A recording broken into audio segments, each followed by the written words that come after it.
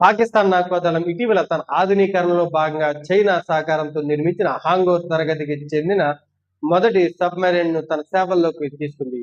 పాకిస్తాన్ మరియు చైనా మధ్య కుదిరిన రక్షణ ఒప్పందంలో భాగంగా 8 హాంగోర్ తరగతి మిజైళ్లను పాక్ నౌకాదళం సేకరిస్తుంది. ఇందులో 4 సబ్మెరైన్లను చైనాలో, మిగిలిన 4టిని పాకిస్తాన్లోని కరాచీలోని షిప్యార్డ్ లో నిర్మిస్తున్నారు.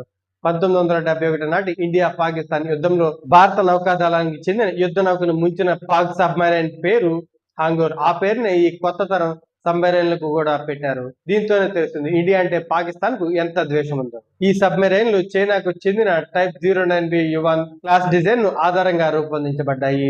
వీటిలో ఏఐపి సిస్టమ్ ఉంది. దీనివల్ల ఇవి ఎక్కువ కాలం పాటు ఉపరితలానికి రాకుండా సముద్ర గర్భంలోనే నిశ్శబ్దంగా ప్రయాణించగలవు. ఇది శత్రువు రాడార్లకు చిక్కకుండా ఉండటానికి సహాయపడుతుంది. ఈ సబ్మెరైన్లు ఆధునిక క్రూయిజ్ మిసైళ్లను ఉపయోగించగల సామర్థ్యాన్ని కలిగి ఉంటాయి. ఈ సబ్మెరైన్ల చేరికతో పాకిస్తాన్ నౌకాదళం తన నిఘా మరియు సముద్ర గర్భ తంత్రం హిందుస్థాన్ సముద్రంలో తన ఉనికిని మరింత పెంచుకోవాలని చూస్తుంది. హిందూ మహాసముద్రంలో నిరంతరం జరుగుతున్న వ్యూహాత్మకంగా పోటీలో భాగంగా ఇటువంటి సబ్మెరైన్లను మోహరించడం ద్వారా తమ సముద్ర సరిహద్దును బలోపేతం చేసుకోవాలని పాకిస్తాన్ ప్రయత్నిస్తుంది. మొత్తంగా హాంగోర్ రాకతో పాకిస్తాన్ నౌకాదళ ఆధునీకరణలో ఒక కీలక దశగా భావించబడుతుంది. 2028 నాటికి మొత్తం 8 సబ్మెరైన్లు పాకిస్తాన్ నౌకాదళంలో చేరనున్నాయి.